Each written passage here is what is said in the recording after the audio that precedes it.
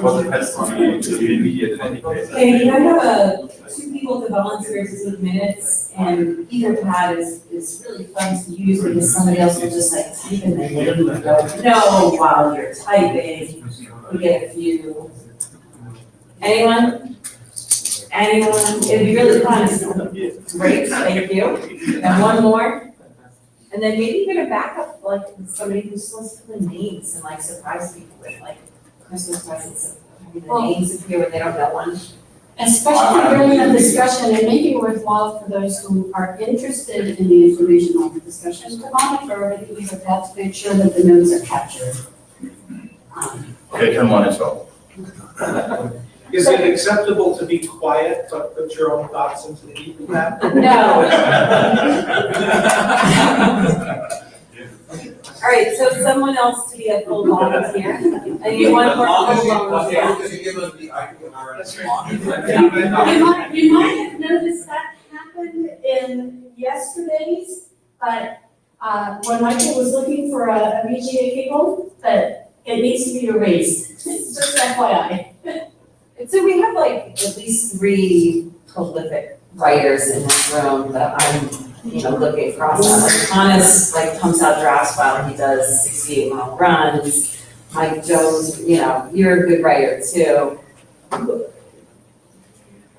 on, anyone? I'm just gonna write us like a travel blog. Just one more volunteer. We have one volunteer to either pads. It's like a shared responsibility. I think Chris is hiding from us. Chris does it a lot. Chris is Yes, no, stellar. I notice I'm not picking on him. Thank you, Guy. I'm writing a draft for Jose right now. We can take minutes instead. In all seriousness, I mean, the minutes are really important when we follow up kind of later, remember, for the kind of memory of what happened, so we can help our helper. Yeah, and we can't start without it. I would try, but I'm not very confident in my English ability, so Okay. I'll at least try. Much appreciated. Great. Do the minute takers know how to get to the Etherpad? I can explain I'm on it quickly. Well, I thought. He's on it. He's on it. Are you on it already? And I'm sorry, I don't know your name. I'm Rio Casolaro. You can put your name as a note taker. Okay. That Okay, see, I was doing this and stuff. okay, and Jabber. All right, so we have one in stealth, so that's good, plus 2 minute takers. We need 1 Jabber scribe. We need a jabber scribe. You just say slide number, blah, blah, blah. Will you? Oh, we have a Jabber scribe. Chris, are you? Thank you, Chris. Thank you, Chris. We should get an award. So, Doesn't you almost take every scribes in dark chocolate, I'll take it. you're so easy. Clean up your mind, will you? It's too late. It's like a tarnished mirror. Okay.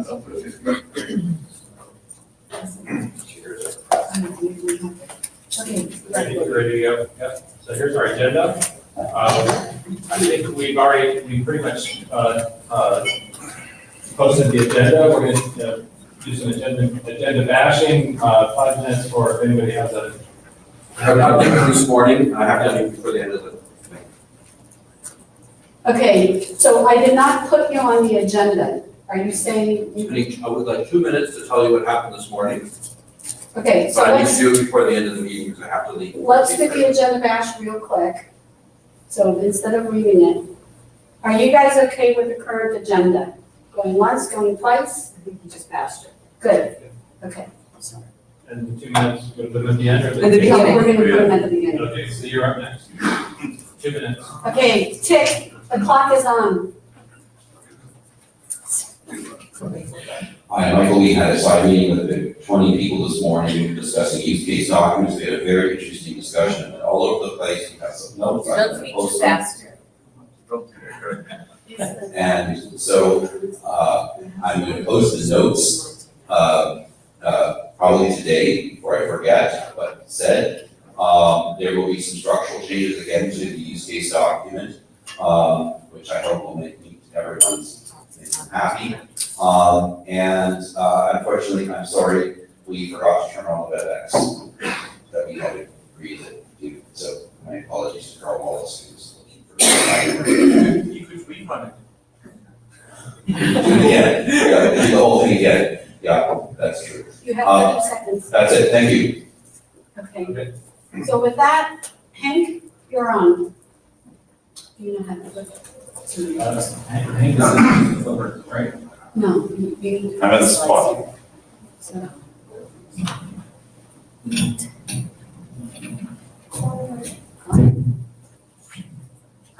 No, these are not the right slides. Anyone else need to sign the blue sheet? All right.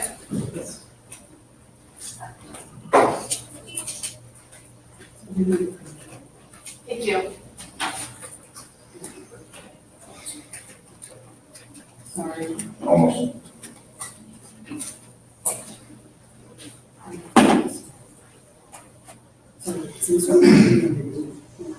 Hi.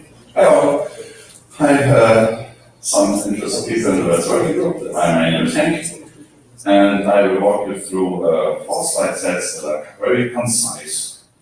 And the first one's about the top of the document, it's the architecture document, also included terminology. Next slide, please. So I'm always starting with a small recap of the last session. So best thing that is to be understood, I think, is the diagram that somehow explains what we're trying to accomplish here. These are actors defined by the architecture at the moment, and these are the entities that can take on RATS roles. These here are exemplary actors. So we have on the left bottom side the device, it can be a phone, it can be a notebook, it can be a toaster, that's the use case that I talked about this morning. And we have a resource manager, this device wants to talk to.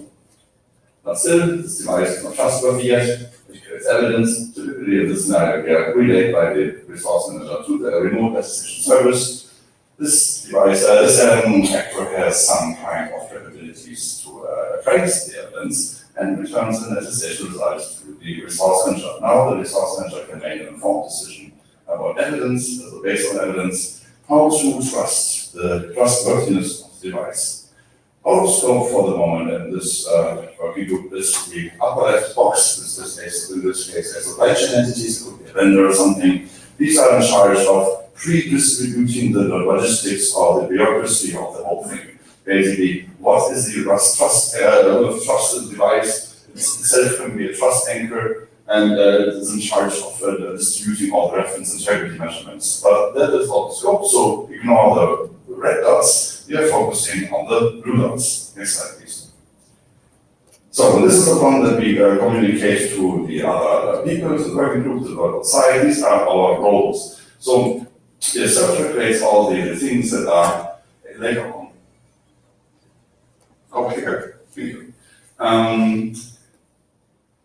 Again, our scope. The attester is the thing that's basically everything I'm interested in. And that is the thing that wants to prove its trustworthiness by evidence. We want to choose how to trust the trustworthiness of this attester. Again, relying party and verifier are pretty much self-explaining, but this is basically the roles that we can attach to a lot of things, entities out there, and this is how the architecture document looks like. Now, we found our first customer, so to speak, and people understood what we're trying to convey here.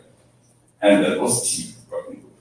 So the T working group actually has an attester, which is the trusted application on a device, for example, and it has a relying party. Oh, sorry, I tried to use the. What is the label thingy? 10. 10-1.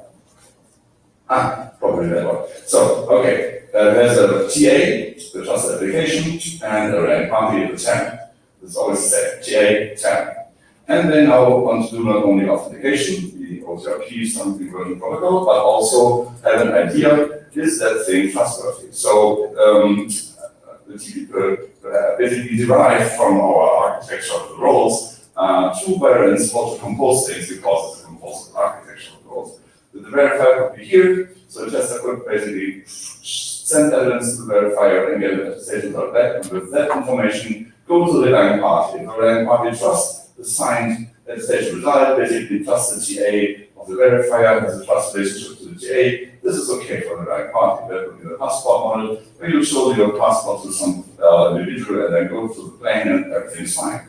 In this scenario, the tester basically sends evidence to the right party, which is a trusted third party in this case, which sends it like a relay diagram to the verifier in background. And then the TAM makes an informed decision because the verifier can tell the TAM, oh, this device doesn't really have a correct firmware version, probably do a remediation first before giving a configuration problem. So the TAM is a trusted third party in this scenario. This is a use case, the most complicated one. This is how and how. So you can find again the TAM as the relying party. There's another relying party here, which is the actual service. And the tester device wants to have, first of all, this authentication token, goes to remediation until the verifier says, hey, this is A-OK, and finally gets this token and can talk now appropriately to the relying party. So this is the first, again, customer, so to speak, of the RATS architecture, and it worked out quite well. There are other ones, this is the fourth option they've been discussing. There are simpler ones where the verifier collapses with the relying party is actually the same actor, which is a lot better architecture apparently. But I took this one because it was just the most complicated. So, having all said all that, we are basically now able to talk to other people and understand us somehow. This is captured in this slide set from the TEEP session. And we also had already numerous comments to elaborate on issues or expand the architecture itself. So I think the question at this point of time is this a good starting point to build a coherent architecture, and is it for the call for adoption? We're wondering how many people in the room have read the architecture draft. All right, so we've got a good amount.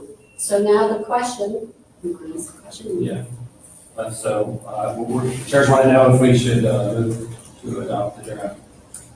Yeah, the good attack us to basically get all your comments, track the issue tracker, have projects, for example, for the terminology part, different project, to get issues there. Okay, and stop. stuff. I just want to ask a question because our agenda is full. I'm sorry. I'm understanding this. Okay. There's students. So, the question on the table is, does the group believe that this draft is ready? Let me see how to ask the question. Can we have the draft, which we don't have right here, but the architecture draft that's under the RATS document. Is there any objection to adopting that as a working group document? If you have an objection, please come up to the mic. So I have three, so this is where I described why my concerns about the architecture draft, right? This is adoption. So three things. State your name. Lawrence Lundblad. So the first one is, it is very centric about root of trust. It uses the word root of trust to the point where you cannot do anything really in this architecture without root of trust. Attestations need to come out of things like Android apps and Windows apps and things like that that no one would associate with root of trust. Okay. So because it's hard, because of this very hard orientation right of root of trust, that's one issue. Second issue is it's fairly binary about trustworthiness. There's a lot of places where things are like, it's either trusted or it's not trusted. It's trusted or it's not trusted. And I don't think that's the right frame up for attestation in general. That the determination in the end should be relative, or subjective to the situation of the relevant party. The third is I still find a lot of the document unclear and hard to read. Actually, another important one is I don't think we understand well enough as a group all the use cases and how things are fitting together. There's TPM style things, and there's EAT style things, and there's some DICE style things, and I think we need to understand those better before we go adopt this. May I answer some of these questions, or are we taking more questions first? I'm sorry? May I answer some of these questions, or is there a or do we do that? Yeah, we'll let it run for a couple more minutes. Tony Madlin, after this morning's meeting, I would not go into adopting this right at this moment. The use cases still seem to be in flux. And so I would go on with Lawrence on this one. I think it's great. Until we understand all the use cases and get the document in a little bit better shape, I don't think it's quite ready. I think it's on the right track and everything. Yeah, I'm agnostic to this point of view, if you have not, because I want to highlight these two things you, Lawrence, said as concerned. The first is this, why we have scenarios and use cases where root of trust is mandatory, the architecture really must require it. So there will be an issue file, so the GitHub tracker is unclear, but it is not mandatory, of course. The rich system can be, have signed material in there and you can just use that. But you have to define it in your solution now. You have to spell that out. Is it required or not? The architecture will allow for both, of course. That's very important. Actually, what was the second? The binariness of The binary, you haven't even talked about that yet. And TEEP has some answers to this. TEEP wants more than yes and no. It was also some scope. Okay, let's make sure we keep the tone. Yeah. And just one comment. For each person that's coming up to the mic with their list of issues against the draft, it would be super helpful to have them written down to a list in detail so that we could have a discussion and hash through them and to see if we improve this draft or if somebody else is going to propose another architecture draft and what we have to do to move forward with it and the architecture draft. In other working groups, we have waited for publishing an architecture draft until later on in the process, so it could be a document that hangs on for a while too before it goes for final publication, because architectures can evolve once work starts, right? So that's an option as well, and even once it's adopted, that it evolves over time. It becomes an evolving document, right? So it gets to the question of the group decided that we needed an architecture document. And so much like the process that we went through EAT, we knew EAT was not complete, there were issues, but the group chose to adopt it, and with the condition that those issues would get resolved. So, we can clarify that here, or we can take that to the discussion. But I guess one of the things that I would like to see is not serialize our process, meaning let's not wait until the use cases draft is perfect to start on an architecture. So all I was trying to ask is, to the room, is this enough of a start from which we can start raising issues and concerns that then we could get to an architecture draft while in parallel we're still working on the actual solutions? So all I got up to say was that I'm generally in favor of an architecture and that this is generally going in the right direction. Right, so again, Okay. so the question that I asked was, is this document sufficient enough for this group to adopt as the seed? So I think that was the wording I used on the first one. Well, the readability, I guess we can work on that too, but So, Dave Garrett, I have mixed opinions on this one, which is why the way that you phrased it, you said other objections. I actually can't tell yet whether this is the best starting point, because there are some observations that Lawrence and Tony made. There are parts of this document that obviously I understand. The goals part is the most important part of the document, and that's the part that I think is in a good state. There's a whole bunch of other parts of the document that I didn't understand at all, and I did send all my comments to the list during the markup copy. And so I'm not going to repeat those here, but the question is, often when a working group adopts a document, it's a lot harder to get stuff out than it is to change and get stuff in, right? And so I think that there is a subset of this document that I'm prepared to say yes on. And there's a bunch of other parts of this document that I'm saying, I have no idea whether this belongs in the document or not. And so is it a good starting point or not? I'm finding a hard time to figure out how to answer the question. That's my long version. So why don't we do this? Because we kind of went through this with the e-draft, and that is, we can post a question on the main list, and then that is the point in which folks should speak up to the pieces and points, and then we can let the authors of the architecture draft respond, and then perhaps if there's been enough chatter, we can bring up that topic at the, I'm planning, and that was the last question at the end of the meeting, is to host a virtual interim in which we can take that topic up. So with that, I think we're done with architecture, because we're well over time. That I try to speed up. Next set of slides is about the reference interaction model, which was polished a lot. Again, a reference interaction model we designed, we published as a separate document because in many places the challenge response-based remote station is used over and over again. But it's typically not documented, only the code has very common, sometimes there are slight variations of it, but everybody, there's a lot of people in the end use it today in their solutions, and therefore the non-station response procedures or the interaction model we described in a general level. The higher goal here is to prevent cloning of normative text, so that every normative text is somehow slightly different, and again, not the same thing. This is basically a point you can go to, just say, I'm doing it like this, my specialization is this, and it's better in the end, because it will also use the risk of code cloning in your own product. This is a polished version that, for example, Diego always designs. It's an original copy from the graph, as you can see, there's a typo there.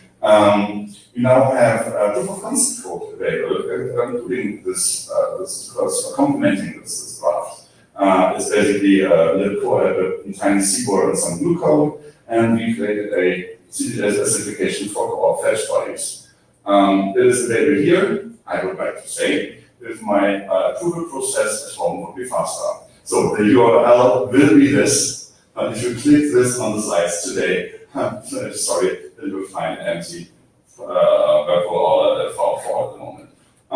This will change. So this document itself is used by the Yang model for remote attestation. Why is this now off?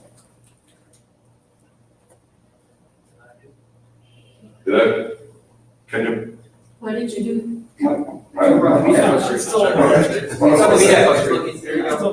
Okay, I have mine. Let's see. Okay. So about okay.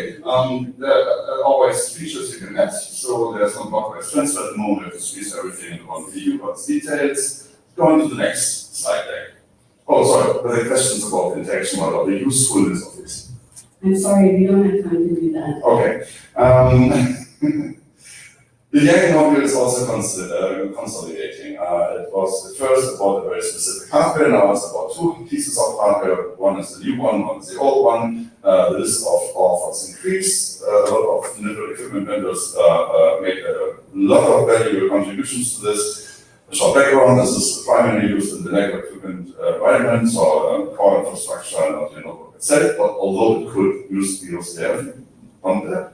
The good thing here is a lot of Yang agents already exist. It's easy to implement if you use the reference interaction model. I'm not going to the rest of this. Currently, we added support for legacy hardware, and with us, all the comments on the list. There will be some upcoming features for this document because we are basically writing a Yang module, which unfortunately is semantically self-describing, so we lack a little bit of English text. For example, when and how to use the data store, and when and how to use the appropriate RPCs. This is our next step to put it as an author team. And also we will work on the security considerations. Until up to then, I think we are done. So usage guidance and security considerations are typically something that are commented on by the working group a lot. And again, I would like to ask for a call for those, because this one, from the point of the view of the job model itself, is complete. There are only 2 or 3 polished questions, and then we need some guidance text. And this is something I would really like to input of the working group on. So I would repeat my question. This is perceived as being okay to be adopted. Not sure. Okay, so when you say perceived, have you gotten feedback from the people? I've gotten a lot of feedback regarding especially the legacy hardware. We only have got 2 very nitty comments on how the module is structured. Yes, very well just done. Okay, so how many people have reviewed this document besides the authors? Okay, so, yeah, now. I have Not read so- through it. That's not very detailed. Yeah. So, I think we should encourage, well, not should, I encourage people to read this document because. Can we get some commitment? On the interim? Or Yeah, commitment or I have having 3 people an agenda? feeding me feedback, okay, so. So I don't mind saying directly either. No, he's asking to pinpoint people to review and provide feedback, which I think is a good question. Yep. So can we get at least 3 people who are willing to review and provide feedback to the members? Thomas, You okay here, do Sure. sorry, Wait, Wait, hold on. Wei Han? I will provide on the minute. I will. Thank you. Okay, I'm just trying to make sure it gets in the notes. Okay, I will. Wei Han, just make sure the note takers have your name, has your name, please. And I'd like to get at least a third. The takers have to review it, just FYI, so we don't count. Okay. You give us a guide and all. Oh, it's not, oh, dang it, of course, that's fine. Thank you, Jess. Dang it. So for the note takers, that was just general, okay.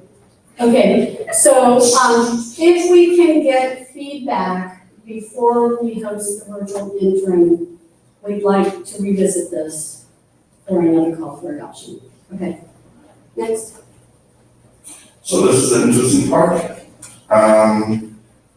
Point 3, the charter says that we want to have an information model document, and we have tons of ways to approach this. So Lawrence and I had a deep dive in if there's even a difference between an assertion and a claim. There wouldn't be if we would just use the ISQ document, but claim is claimed by data tokens, so that is a basis for the information model. What is the scope of each information element?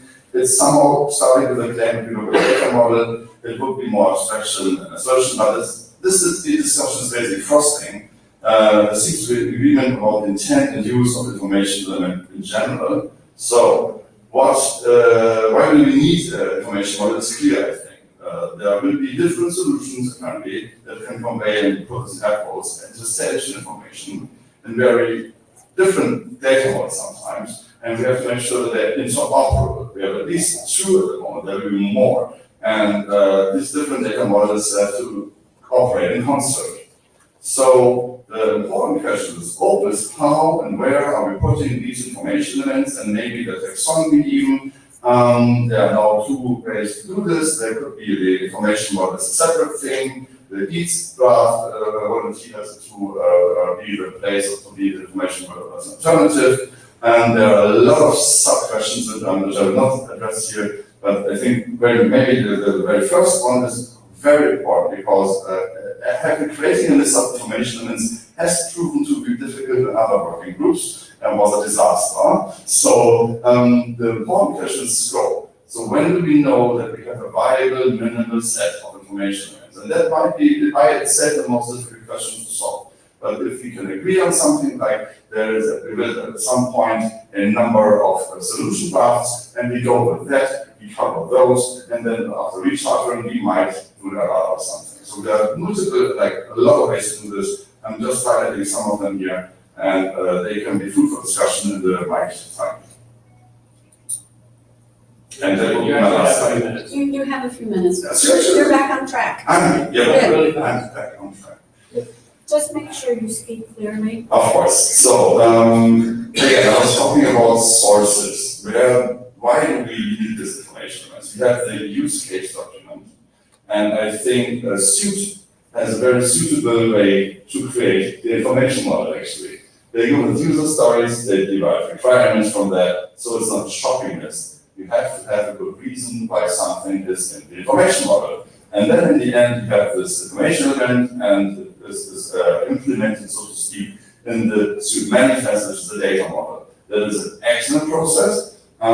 Maybe we can reduce some steps here, but process-wise, I think it's a very good way to move forward. So the source would be either the use case documents or the already implemented solutions that apparently would be covered by one or more of the use cases in the use case documents. If not, one would ask, why is this solution here and why is it not in the use case document?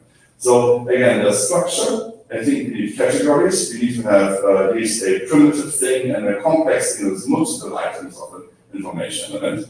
That's my personal opinion, but I've seen a lot, and that is basically people who do it.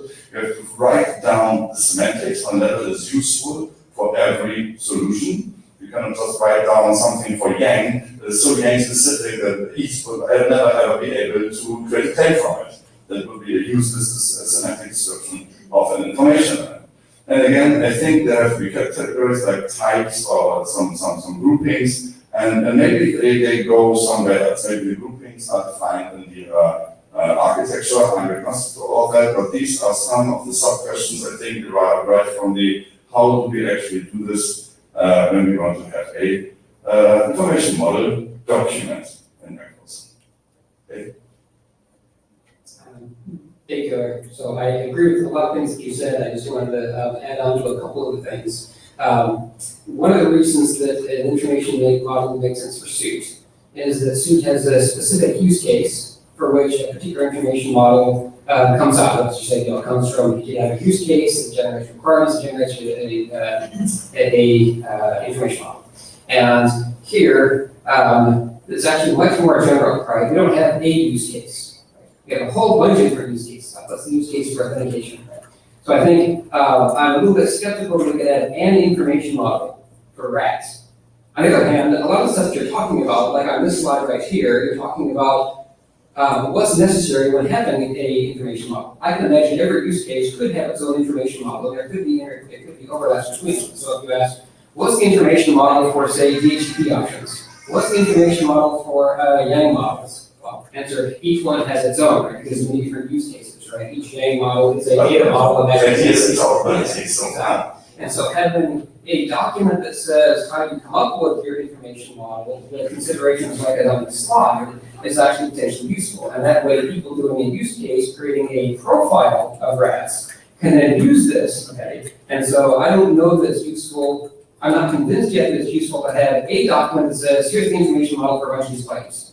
Okay. I'd rather have a document that says, here's how you do information models for your use case. And then people doing the profiles could then make use of that and say, here's the information model for, say, Chief's use case of attestation. And here's the information model for network attestation. So just FYI, I'm going to cut the line at Kathleen because we reserved 20 minutes to actually discuss the whole topic. I would like the opportunity. You're going to have 5 minutes after Hank is done. I'm just trying to make sure. Yeah, I'm just thinking that the discussion will be more fruitful after I've had the chance to present my part. Okay, so. Okay, but I have to respect the people who are standing in line, and all I'm saying, in the interest of time, I'm going to cut the line to Kathleen. Eric, wait, one of the things that I think we have to focus on is the information model at this point is at a high level. We have APIs, and it has to support many use cases. We have data model, in the Yang model, disallowing access. We've had discussions with the mailing list about EAT. In the end, we're going to have fewer data objects than we are going to have variations of the objects based on the use case. So if we don't find things to nail down to be common across them, we're going to go up a creek. I like the information model at a high level just because it provides a basis for the kinds of DHCP options or other things that are going to be out there. We have to find something on which to hang all the variations, and that's why I like this here. So Kathy Moriarty, I've just seen a lot of working groups go on and on for years, and so I liked Dave's suggestion. So I'm wondering if we just have to explore this a bit more between the two sets of comments that came up, because they were both very good. So maybe there's some middle ground, or maybe we start with a profile with extensions, or sat down. But so maybe think about that just in terms of what's going to be really useful in the long term, and how long a draft might take, right? So right. Yeah, this is a problem, yeah. And the churn, we learned our lesson, and I very, very much we And will you're not. still in Jacko, can you say what you were pointing towards? So I was pointing at when do we know that we are ready to close the circle? When do we have the minimal viable set that satisfies the scope of solution we are talking about today? Initially, I said this seems to be the most difficult and the most important topic. And yeah, I will be happy if we find consensus on any of this. You're perfect, you're on time. So, That's what I saw.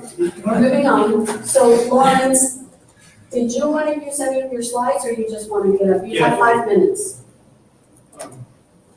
Yeah, can you show my first slide? Yeah. So these slides were made like forever ago before I had a lot of side conversations. So, and I've learned a lot, and things have changed quite tremendously since then. So what I did in the latest draft was to describe each claim in text, then describe the sort of the data items, the data in CBDL, and then the CBDL is normative. So this section 3 has the description of each claim and the oh, you're waiting there. Right. So section 3 has the textual description of each claim and a CBDL describing each claim. Now, I understand better, and then section 4 describes a general way to serialize that into either C4 or JSON. So really, what I was after here, whether you call it information data model or whatever you want to call it, is a description that's neutral to the serialization and it's useful broadly, and then have some procedural prescribed way that turns into the JSON or the SQL. I think technically section 3 is both information and data model, and section 4 is representation or serialization. So this is an example of what I did here. So this is the description, the start of the description for a GPS location. Basically, this helper reads WGS84. Here is the CDDL describing the location, and then where it got specific, I have to do labels because labeling JSON and C4 is different. How much time do I have? 2.5 minutes. 2.5 minutes, okay. All right, so here, so one of the things I from all the conversations is, I think it's really interesting to distinguish the description of the claims or assertions, same thing more or less, from an interaction model or a protocol or an exchange. Because the Yang document, I understand, is actually going into a whole substantial exchange, where that's all implied by CWT and JWT. So when my conversation with Guy today, he talked about it's kind of the TCG oriented attestation, TPM, is it, and E, are they two ships in the night? So two boats. So I kind of got this 3-boat analogy here that I'm going to kind of go down with. Boat number 1, I'm going to call it the 8 boat. All the interesting work is in claims definition. The signing format, we picked a modern one, and the transport, the protocol is anything you want. No constraint there, right? In the TPM TCG world, the claims are locked down just because TPM devices can only sign certain things. They can sign hashes of things, but in the end, it really comes down to a hash. The signing format is locked down. It has to be what the TPMs do. It can't be Jose or Jose. But there is no protocol to move them around. So that's my understanding of what the Yang model is. It's the protocol to move them around. And the inputs to it and the outputs to it. So very different from what he is trying to do. Then I talked to Dave, and there's a third one, which is where the claims are interested in work again, because the claims are similar to open-ended, similar to each. The signing format is locked down as X509 certificates, can't change it. And the transfer protocol is locked down at date because it has, you can only set X509 certificates. So then we have these three flavors. Yeah, okay. So my proposal here is that we split the information models into probably two. One that is oriented around defining claims. So we have an information model that defines claims, and we use the similar technique, CPL, which is to describe how to serialize them. And that suits most of the work. But it's not necessary for the TPM work, not so much, because in TPM, the claims are probably locked down. We have a separate information model for the interaction, separate information model for the interaction parts, which is really what you got in the game, right? And CBOR implementation. Go ahead. It's information model, so you get to pick whatever you want, right? Yeah, that's something, I said something. Yeah, so we anticipated that this conversation would be more discussion, and so we allocated time in the agenda to do that. And so we're gonna start that now. Yep. With it. So we thought we would try and scope the discussion a little bit, and so we prepared some slides for that. Yep, and we already see it starting up. Not on that one. Oh, it's in one but not the other. It's the same on both screens. Is it okay? Oh, okay. It's the same on X. Yeah, okay. Okay, so this is just to set the context.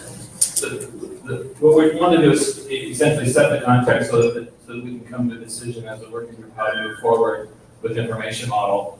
And some of the decisions that we see we need to make are first we need to understand what content belongs in the information model. That's sort of one vector to think about. The other one is how do we represent the information model in terms of the drafts that are provided. And so it's a question of multiple drafts, single draft, that sort of thing. So we'll keep those two in mind. They could be separate conversations, but those are the two kinds of questions that we have that we want to deal with. We want to also remind folks that our charter does give us some guidance on information model. So in the third item here indicates that we will define an information model, and then we'll also define a data model. Okay, and we're also want folks to understand that there is an RFC that defines the difference between the two. We've summarized in one sentence what the difference is. You can read them, but we really want the working group to be very familiar with that RFC and read it and understand it. Okay. And so a note: if we look at the working group charter, the text in the charter says. It uses the words assertions and claims, as well as system component characteristics. Those are the words that are used to scope what belongs in an information model for RATS. Okay. Now, granted, we still may need to refine the definition of those terms, but it isn't. The idea is it isn't supposed to be very widely, broad. We're not here to do general information models. That's the point. We're trying to frame the discussion in the context of RATS. Okay, so we basically have two drafts that are defining information models currently. There's the draft for Colts RATS information model 00. It basically contains two kinds of information: meta characteristics that apply to assertions, And it also defines a set of assertions. We also use the word claim as synonymous with assertion. Okay, so those are two kinds of information that are in the draft currently. In the draft IETF105-RATS-20190725-1550, it defines both an information model and a data model, and it contains information such as assertions and how to group them. It also talks about how to nest groups of assertions. And so they're not exactly, a Venn diagram. There's some overlap, but not a lot of overlap. But those tend to be the kinds of content that are being described currently. So assertions, grouping, nesting, interactions, and meta-characteristics. There may be something else that we haven't yet, discussed that maybe is appropriate for us to discuss, but hopefully we can bring that out in the context of our discussion. So with that, I think we want to open the mic to folks to express their views on where we should go forward. Dave Wheeler. So I'm one of the team authors, and I've been working on what should be the format for attestation critique. And I've spent time looking at the suit work, I've spent time looking at EAT, and looking at some other ARM-specific things. And I'm from Intel, I've been looking at ways that we do attestation inside Intel. And while I like the EAT format, I see that more as a data model rather than an information model. And I'd like to see something more along the lines of the suit manifest work, where it describes a CDDL that says this is the format of an attestation token. And it says these are the data elements, these are how they're nested, this is how you extend it, and define specific elements that we expect to be in the attestation token. And so some of that might be a common dictionary of this is how we format, this is how you put in a hash, this is how you have a GUID, this is how you have a version number. And that becomes our information model. And then data models, like the EAT token, can then say, here's a specific mapping onto the information model, here's how we do that. And I can do a data model for Intel SGX, or the Intel DAL TDE, or a secure element. At some point, right, we can come together after, like Hank said, we have a few of these defined, we can find a common format. And hopefully that will create a way for us to say we've got a reasonable set here. My goal through this is, one, I want to make sure manufacturers like my company have the ability to extend the data model if they feel they need to. But I don't want to create a burden on Diana to register every friggin' possible profile that someone might come up with.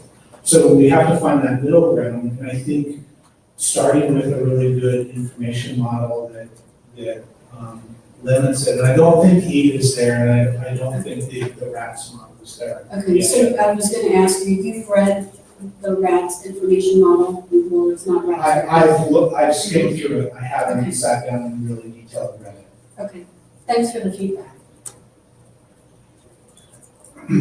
This is saying, author of the information, one of the authors of the information model. What I would really like not to lose here is, I think what is described as meta characteristics on the slide. So while we can always have these discrete items that are semantically well defined, they just explain, the interoperability here is about the taxonomy in there. So we have this meta items that group them. And whatever we do, we should never forget that, at least. And wherever that goes, depending on solution where we go, this has to go also somewhere. This cannot just be dropped. That is my only big concern that might get out of view somehow. These categories of information elements that say this is about extrinsic, intrinsic, hardware, software, some groupings here, or protocol parameters, whatever. That is highly important for later people to understand where do I have to look when I want to create a new protocol that's conforming to it. So I want to remind everybody that the charter instructs us that our information and data models are informed by our use cases. So one would expect that if meta characteristics are part of those models, that they are at least motivated by the use cases in some way. But I also wanted to clarify and summarize what you said, Hank, if I understood correctly. You're saying regardless of where and how we define the individual elements of an information model, we also need to talk about its structure vis-a-vis groupings versus categorizations versus, but you're advocating to, there needs to be some level of structure and guidance to that structure as well. Exactly. I just want to make sure that gets captured in the notes, yeah. Jessica, this is I think you stole my line. I was going to suggest that maybe we, instead of looking at these documents listed here, went back to the use cases document, made sure all of the use cases we're considering for the group are captured and develop a information model from there. So again, to my earlier comment, I'd like for us to see if there's a way in which we can parallelize some of the efforts. Because to put a gating point to let's wait until we have all the use cases, maybe the death of this group, or at least this particular chair. Okay, I know what you're saying, but I think I was suggesting less that we drop these but more revisit them and refine them as the use cases become clear. Get all the information for these documents. Okay, so you could have done, but. Yeah. Thanks, Jessica. Take care of 3 quick points. Number 1, structure. Yes. Structural requirements, and it's not about individual ones, but having something that talks about structure. Yeah, so that's point number 1, support what you said, Nancy. Number 2, what do we think is the scope of the information model if we do have assertions in it? Is it all the assertions that we think will ever be there? Is it all the assertions we can think of right now, maybe? Is it only the ones we think should be mandatory, if any? Or is it none of them is just the structure? I think that's a question that I would like the working group to come to consensus on, because the wider you get, the less confident I am. Right. So you stole our line. So the intent here is, and again, I come back to, we are going to be guided by the use cases, which is why the charter said we will list the use cases to tell us the requirements. Then it will be up to the group based on those requirements. Do we choose to say this is a minimal set, or do we make them optional? So Ned tried to capture that in this is how we lead the discussions, but thank you. This is all intertwined, if you will, in how we need to move forward. Yeah. Right. So my point there is about what you need an information model for, means when you need one, right? Because the next time somebody comes along and wants to add an assertion by asking IANA or whatever, are you going to say, sorry, you can't until you give us an information model? And hopefully the answer is no, that's not the intent, right? So that's what I was getting at by saying I think it is useful to have a document that says here are patterns, and structure is an example of patterns, right? If you're defining a new information model, if it's going to be, let's say, a numeric one, here's how to define it in such a way as it can be represented in JWT and CWT and so on, because there's a mapping here. So you don't have to specify that, so it becomes a lot easier. So you don't need a new information model because all the mapping work is done for you. So something that specifies mappings, but that you can do that without specifying the claims, right? And so far I strongly support everything that is claim agnostic. Whether we need the actual claims in the document, I am less sure about. Maybe, maybe not. But what we do need is a way to map, because one of the main points of an information model is to allow you to easily have multiple formats and potentially even map between them in an intermediary, or support both of them, say, in the protocol entity. So. Right. So were you speaking as an individual? Because I know this is all as an individual implementer, Microsoft implementation employee, whatever you want to call it. Yeah. No, the reason why I'm mentioning that, and I will mention this as TEEP co-chair. Yeah, this was not as TEEP. So I will speak as TEEP co-chair, sorry. We had discussions there as we're building dependencies in TEEP for leveraging the, I'll say structure for now. And one of the discussions, which I don't want to open up here, but we eventually have to have that discussion, and that goes to the IANA structure. And to Dave's comment, and, both of, Dave Wheeler and Dave Thaler, and they're both sitting, so I can't even point. By both Dave Thaler and Dave Wheeler is providing enough guidance so that we don't become the bottleneck for potentially other groups that may want to come and define a new set of assertions. So I just want to leave it there, and now I'm taking the head off. So I'm primarily focused on definition of claims or definition of assertions. I think I think that's the interesting work, to figure out what assertions and claims we're going to have and write them out and make them really clear and pretty, and so understand how they should be. Currently, with the EAT draft, it puts all the information about a particular claim in one place. I'm not sure what I understand about the information model, because it takes like half the text from the EAT draft and puts it into the information model. So to me, it would be a disaster. I'm wishing she would pay attention. So to me, so this is an important point for me. I'm sorry, we're caucusing. Yeah, so I want you to understand this. I'm listening. The definition of a claim can't be forked between two drafts, two documents. That would be a disaster. So if you're going to describe the location claim or the boot state claim, it needs to be in one place. So that's probably the most critical, most important thing for me. And the way the current information model draft looks is it looks like it wants to split that. So half of the description of the location claim would be in the information model, and the other half would be in the EAT document, and then maybe in the Yang document too. I don't know. I don't understand the vision for that. But that's the thing that's critical for me, is that the definition of a claim in a coherent, comprehensive is in one document.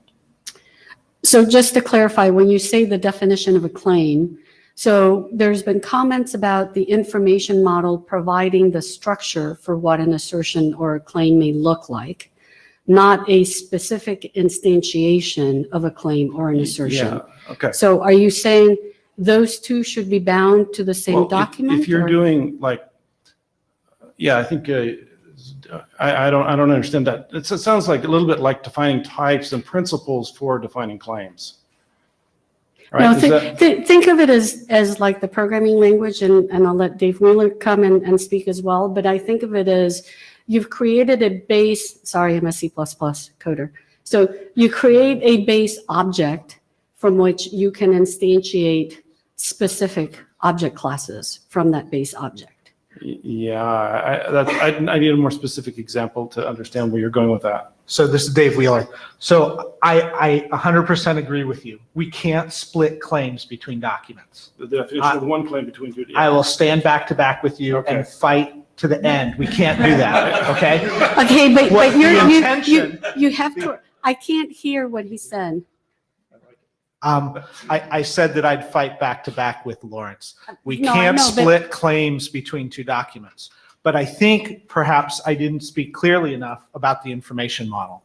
The information model defines a structure, and it defines data types and talks about how those data types are formatted and could potentially be used. So I would have CDDL that says, oh, I have this structure, I've got this header, and then I can have claims, and claims look like this, and they can have versions and this. And if you do a hash, if you want to define a hash, it should be defined this way.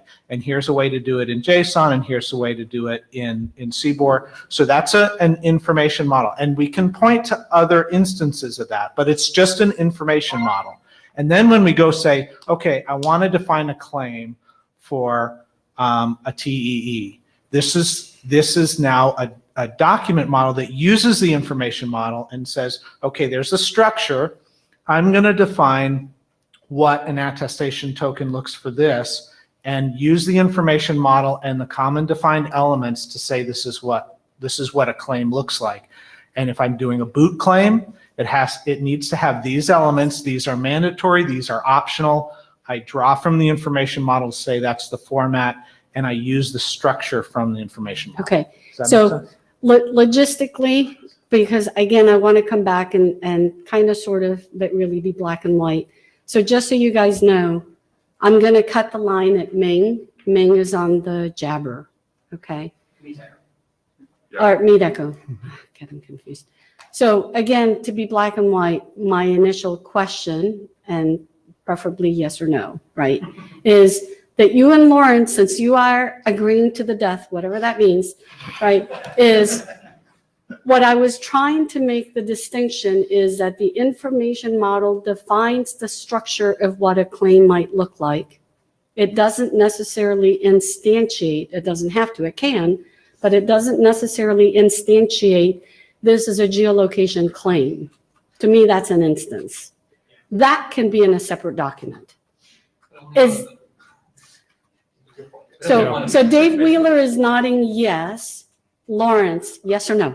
I'm pretty sure I'm yes. I mean, it's not stated precisely enough for me to know for sure. Okay. I think we're actually in the already. interest of time, we only have 2 or 3 minutes left, so please. Yeah. Make it I quick, think we're 'cause- actually already doing this because there's some types for strings and dates already in the JWT and CWT, and we're referencing them from date and documents. so that's why Ned was trying to structure it to, there's some elements of an information model in EAT, but it's not complete. The Burkholdt draft has a different explanation and description. But anyway, sorry, I shouldn't banter that. We should just continue. Yeah, I mean, that's basically my concern with the RATS information model document is it seems like it's only a little bit of it's like only a fragment of a claim definition. This is why we're not doing any call for adoption. We want to get guidance for the group on the direction, okay? List comments welcome and encouraged. And I expect everybody to provide their comments for those especially who are shy and don't want to come to the MIC to put them on the list. Okay, I heard that, I'm not sure what Nancy means when she says what the structure looks like. Is there content in there? Is there semantic text in the structure, or is it not? It can have semantics. It can have semantics. So that is interesting because I didn't hear that from the text. So I would find it drastically disastrous if we split information model elements all across the data model documents and have them there. And I give you a good example, because then we would define nonce 4 times. Why? Why not define it at a central point and just refer to it and say, and in my data model, a nonce is represented in this way, data model wise. It makes absolute no sense to me to redefine this all over again. And that is why I'm fighting against you back to back, because that makes no sense at all to my point of view. So I said that there's common elements defined in. Okay, we need to keep moving forward because we have somebody on Meet Echo.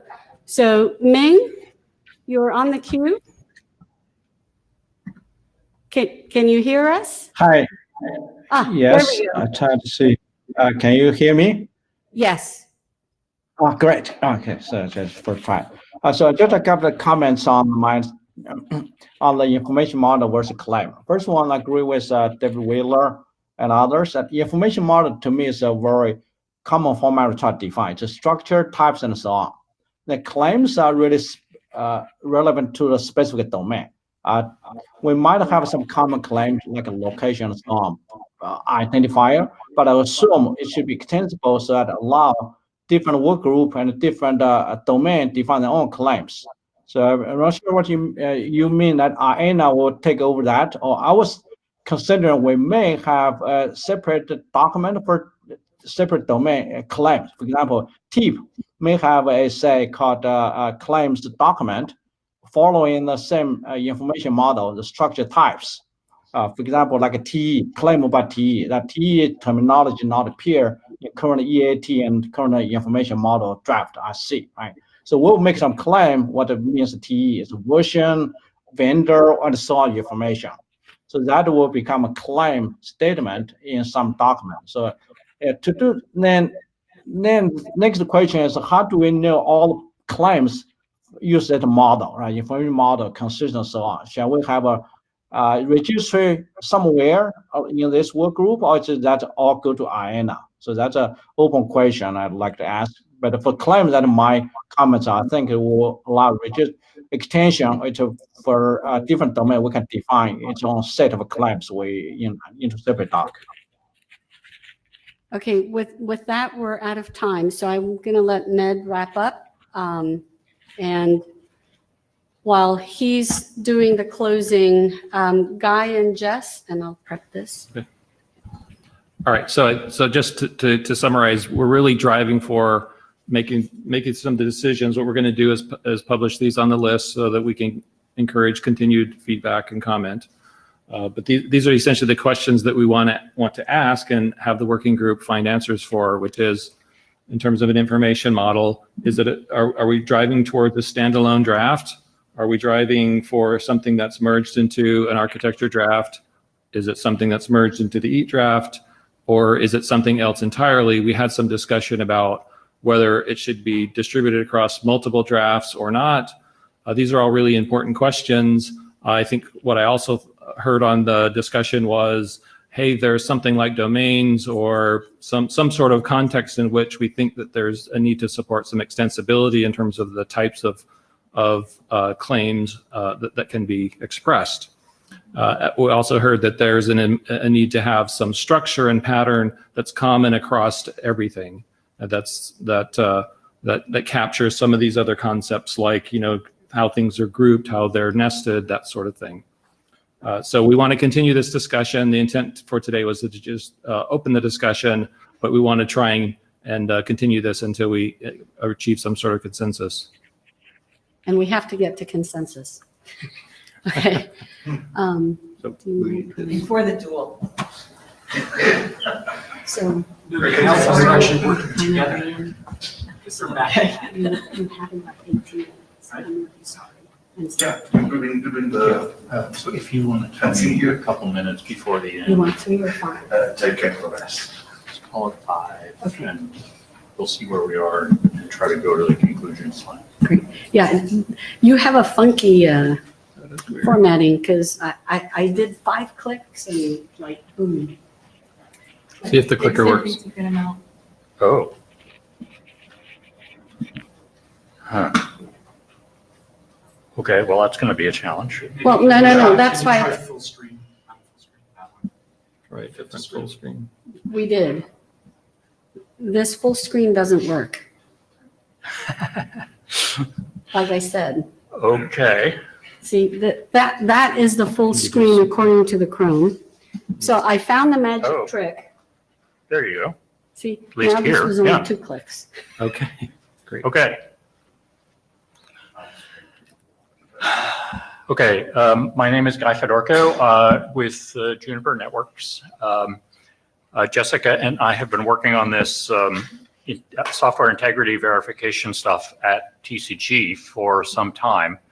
What I wanted to do with this draft and this presentation is to help people see what it is that TCG TPM attestation means and start to work on how we can link that with all of the other kinds of attestations that are being discussed here in RATS. The work, of course, is described in the draft, but there's also a document on the TCG website which gives more or less the same thing in a different format with like colors and pictures and stuff, if that's of interest to anyone. And that document, from TCG's point of view, is out for public review at this point. Okay, so what I'll do is talk a little bit about what we see as attestation at TCG, and then we'll go into some of the documents. The problem statement is actually kind of straightforward. We would like to know whether the software running on a particular device is authentic software by whoever's definition they want, that whatever software was put there, that's what is there and it hasn't been hacked when the thing boots. We can do this using a measured boot process, and we use the TPM as a way to store the results and report the results and sign the results.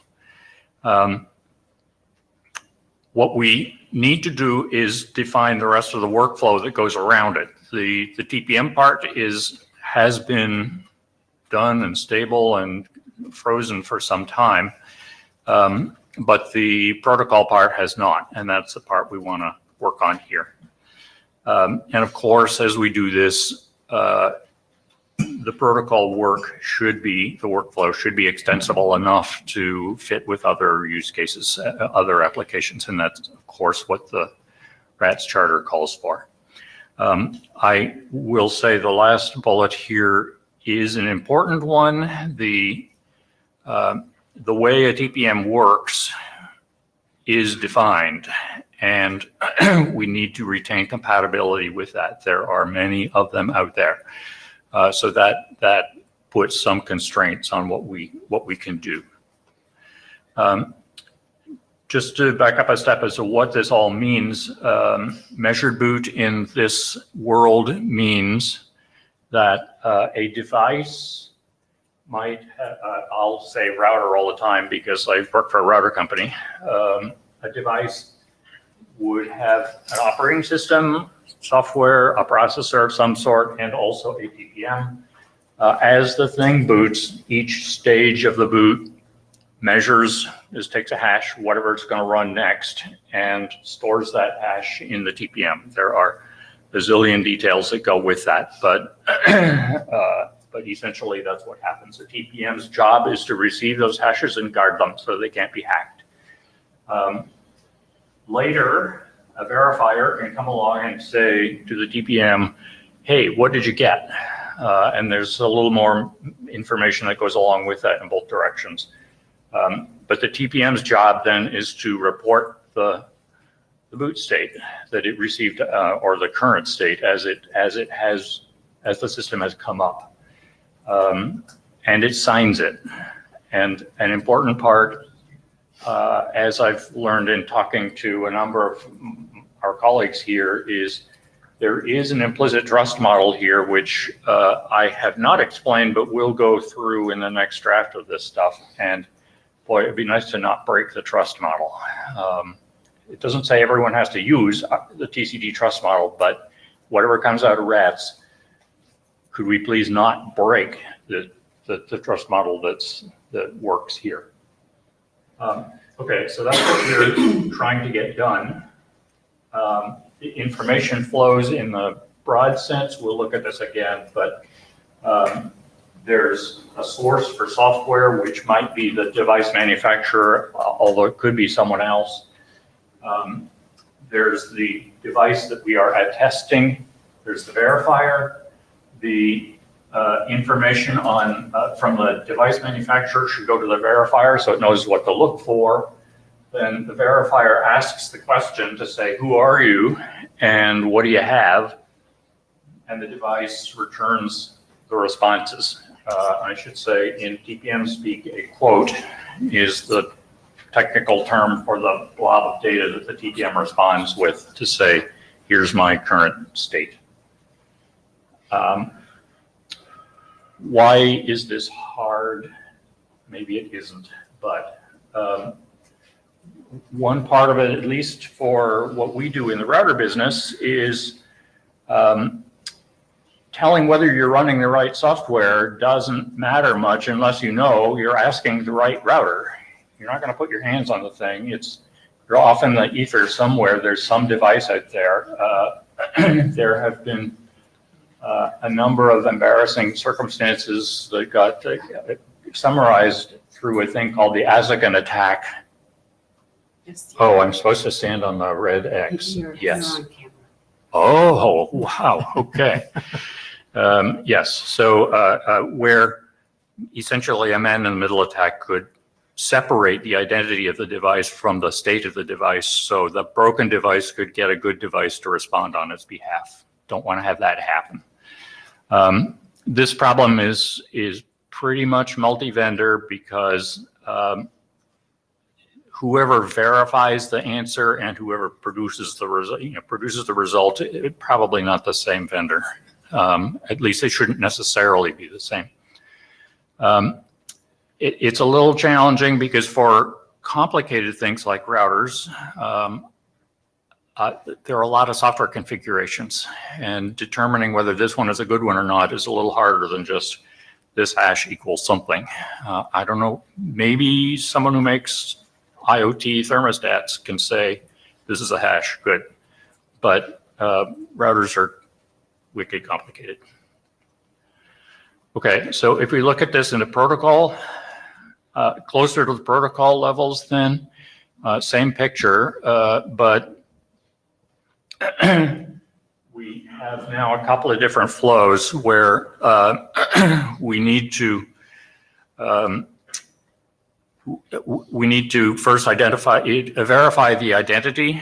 In this work, we're leveraging the IEEE Dev ID stuff and use the key which is in the TPM to verify the TLS connection. And having verified the connection that we have the right device, then we can go ahead with the next stage of asking for quote so that we can then verify that whatever is on the box is what we thought was going to be there. We also, of course, need the reference measurements. There are two ways to do this, depending on how you think about your structuring your back-end systems and the application. Either the verifier goes to the device manufacturer directly or the software manufacturer to obtain the golden measurements, or the software vendor ships the golden measurements, which are signed by the software vendor along with the software, so that you can go to the box, say, tell me what you should have, tell me what you do have, and work on the comparison.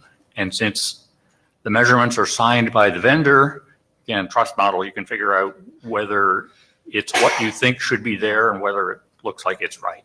So those are the flows that we want to be able to do with this to support. Within TCG, we've collected this together under the name of remote integrity verification. Informally, it's been remote attestation for years and years. We started using the RIV, which I'm told should be changed to RIV-ER, but we're using this acronym to describe this particular collection of bits and pieces which can be put together in a certain way to do this function, right? So within TCG, there's an intramural argument I don't think matters here about all the different kinds of attestation. This is a kind, and rather than say TCG attestation, because that's not very well defined, RIV is a particular aspect of that, a particular kind. This one is focused on network equipment because I work for a router company. I think it extends to embedded systems pretty easily of a more general sort, and probably to other things. So it's not meant to close off that, just that at the moment, this is what we're focused on. And of course, the point of being here is we want to coordinate this work, right? So there are a lot of pieces that go into this. The important parts here, I think it's obvious that all of the documents that relate to how a TPM works are and should remain in TCG. But if it involves protocols and models and communication and so on, then it probably belongs here. So we're trying to figure out how to get that balance to happen, right? The stack that we're working with at the moment, this is kind of a draft of how we can put all these pieces together, has both TCG documents. At the moment, there is an information model for attestation for TPM 1.2 and 2.0. Hank has Hank's Yang model lines up with this, so we have those put together. The rest of the stack on down is prior art is done.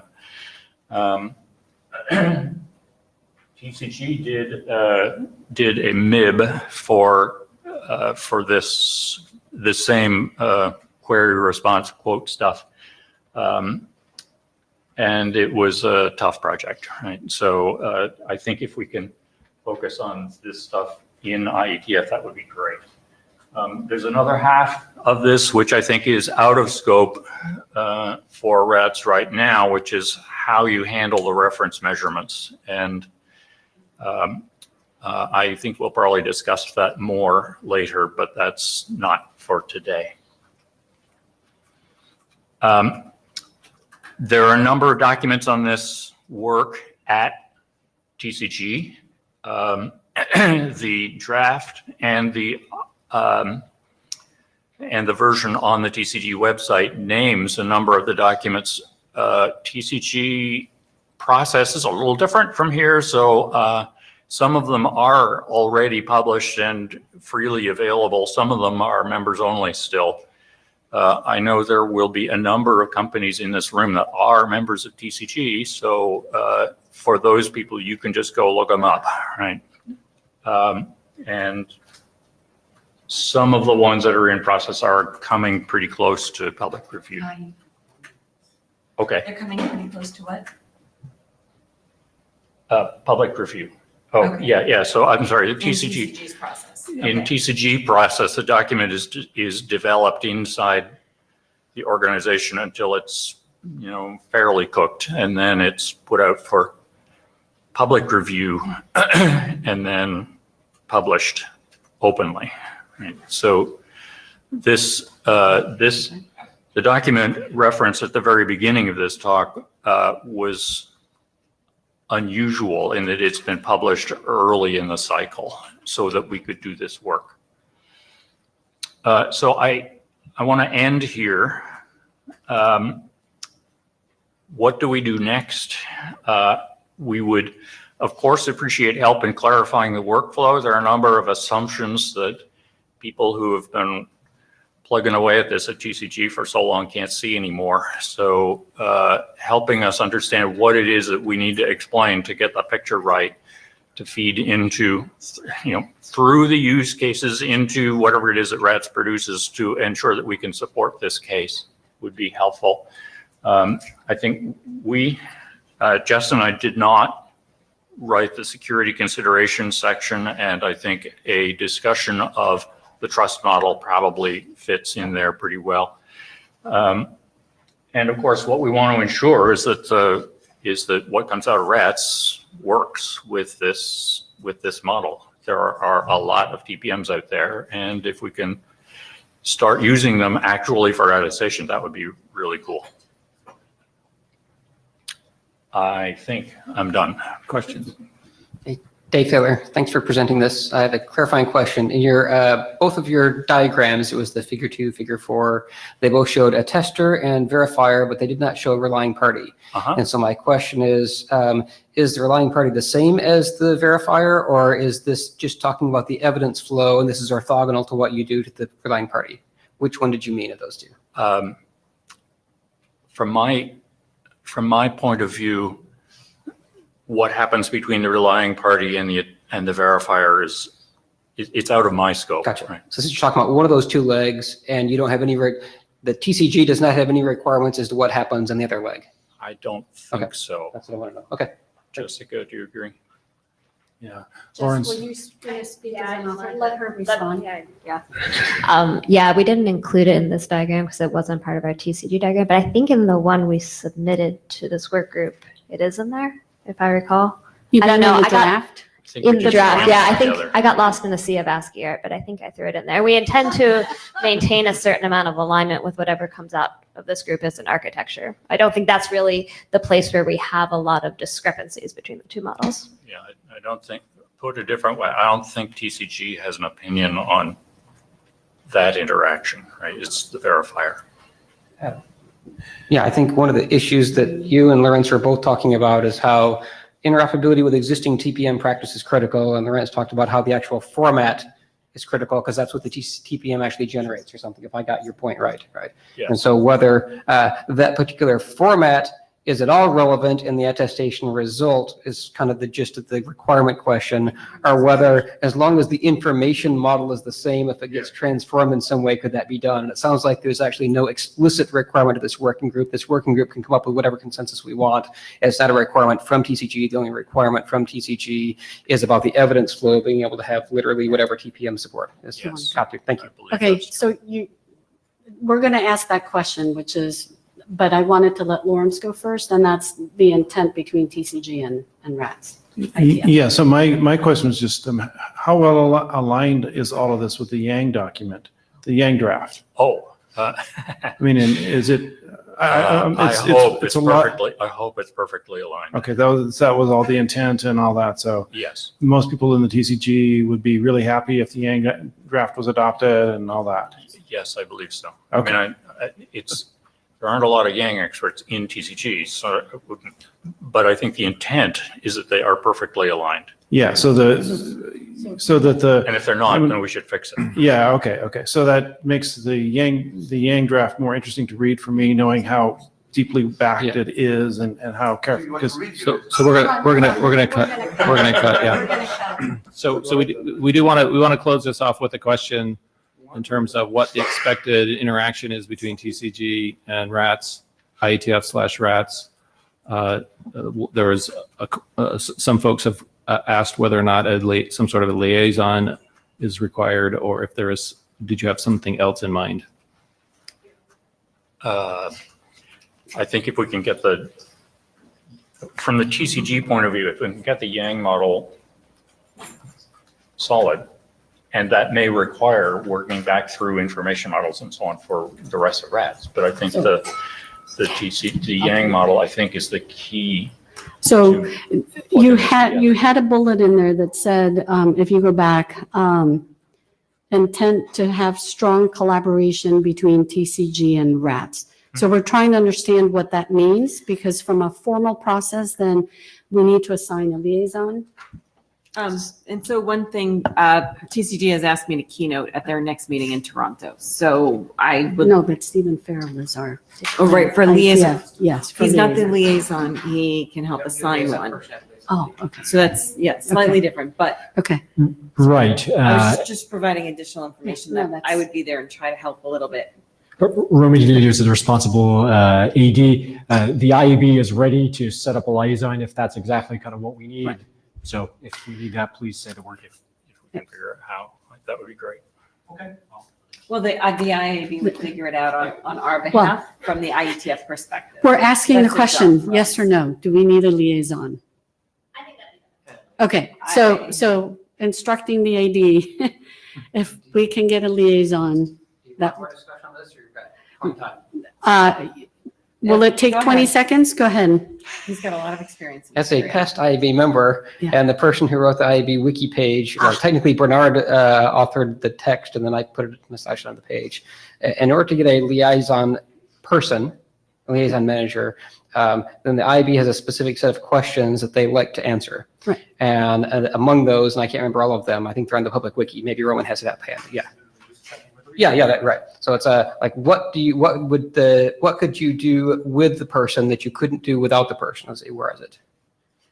This is not the page I'm thinking of. So it might be on this page, but because you don't need a person in order to send liaison statements, right? Like Right, and we have attendees that do both. So the IAB is in charge of when No, you but actually they're not need to designate a person that's on behalf of IETF. As a working group, as the RATS working group, we can just send a liaison statement that comes from the chairs. You don't need fair the IAB to do point. anything for Okay. that, right? And so when you're asking the IAB to do something, you should be saying, here's what we need that person to do that's different from what we as chairs would do when just sending a liaison statement. Okay, so Roman, why don't we caucus between you and the chairs to make that decision?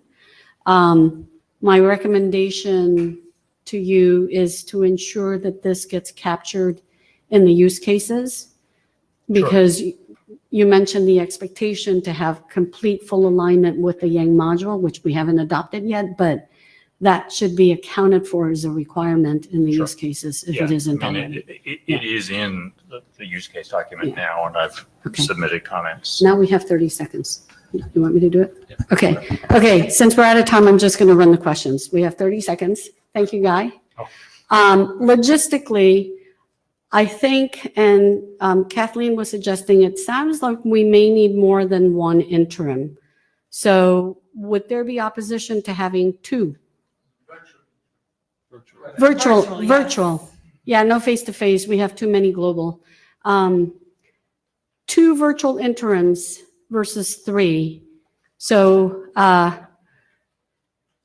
it's, well, hold, oh. I mean, I'm fine with that. I don't mean less. I just didn't want just one. Well, that's so what I'm, agree with the other. okay. So the reason why I'm saying this is, I guess I should have started with the first question, is we talked about TEEP dependencies on RATs and having that use case. There's a long discussion, so which will be ongoing. It wouldn't be a bad idea. I'm looking at the TEEP co-chair to see if he can nod, of having a joint virtual interim of, I'm thinking, an hour.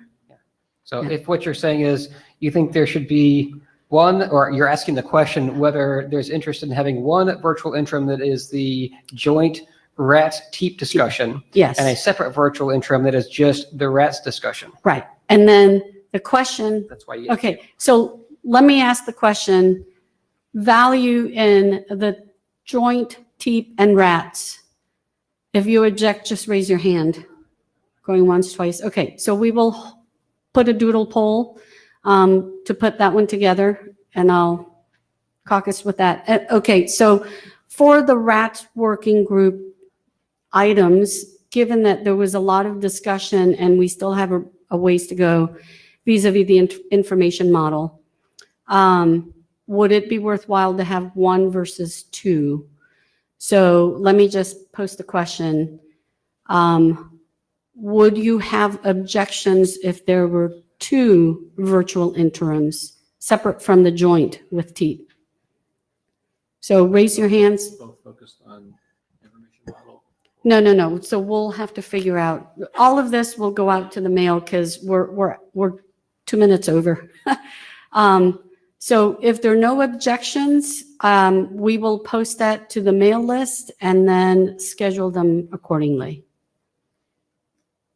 Okay, so blue sheets, anybody need blue sheets? They're up here, just come on up. Otherwise, we're done. Thank you. Thank you to the minute takers and Jabra Scribe. Much appreciated. Thank you. Please help with formalities. I actually have a meeting right now. Well, yeah. So an example of this, if you want a liaison person, an example of something about the justification is, we need an official IETF representative to go to the closed meetings that we can't normally do, so we could actually provide feedback on the internal discussion. And that's why I think we will need one, but we should, Organization, right. usually it's not. Their meetings are closed.